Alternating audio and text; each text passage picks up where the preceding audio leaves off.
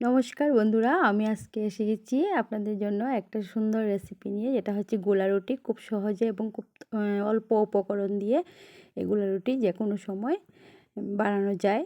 তো গোলা রুটি কীভাবে তৈরি করে খুব কম সময়ে, সেটা আমি আজকে আপনাদেরকে শেয়ার করতে যাচ্ছি বন্ধুরা।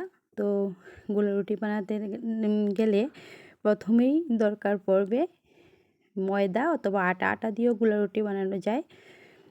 তবে ময়দা দিলে একটু সফট হয়, এই জন্যই আটা দিয়েও বানানো যায়।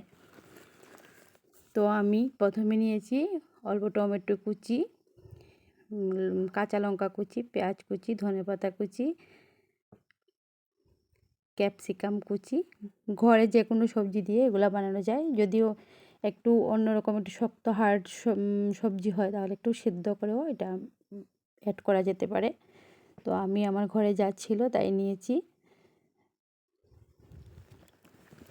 এবারে নিয়ে নিচ্ছি আমি চার কাপে 4 কাপ ময়দা, তাতে দিয়ে দিচ্ছি টমেটো কুচি, কাঁচা লঙ্কা কুচি, পেঁয়াজ কুচি,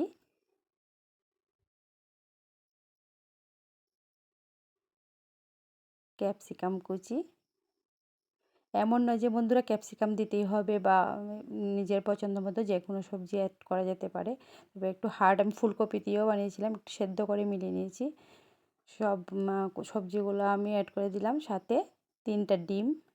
ডিমটাও আপনারা কম বেশি করতে পারেন। আমি 3টা ডিম নিয়েছি। ডিমটা একটু বেশি করে দিলে একটু বেশি টেস্টি হয় আর কি, সেটাই।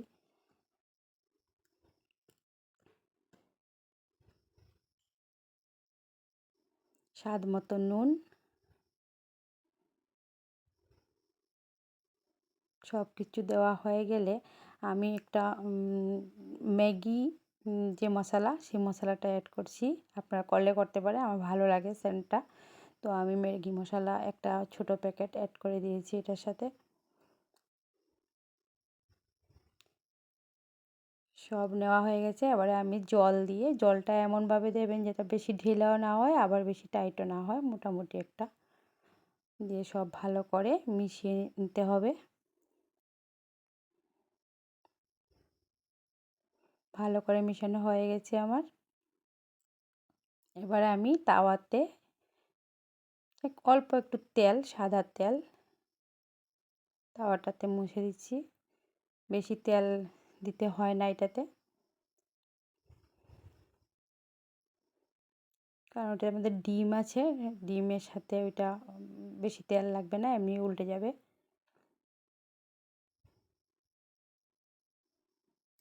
এবার আমি সেই গুঁড়াটা ছেড়ে দেব আর চতুর্দিকে ছড়িয়ে দেব আমার হাতের যে চামিচটা আছে, হাতাটা, এটা দিয়ে। তাওয়া গরম হলে আমি দিয়ে দিলাম, আস্তে আস্তে করে ঘুরিয়ে ঘুরিয়ে রুটির মতো করে নিয়ে নিলাম।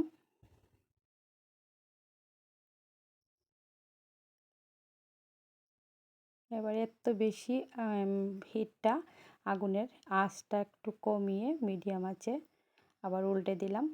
ভালো করে দুপাশ মানে সেঁকতে হবে। খুব ভালো হয় খেতে বন্ধুরা, আর খুব তাড়াতাড়িও হয়ে যায়। আর তেমন কোনো উপকরণ লাগে না, যেগুলো আমাদের ঘরে থাকে সেই উপকরণগুলো দিয়েই একটা সুন্দর রেসিপি হয়ে যায়। সন্ধ্যার টিফিন বা সকালবেলার ব্রেকফাস্ট হয়ে গেছে আমার গোলা রুটি। দেখুন বন্ধুরা কেমন হয়েছে, যদি ভালো হয়ে থাকে তবে আমাকে একটু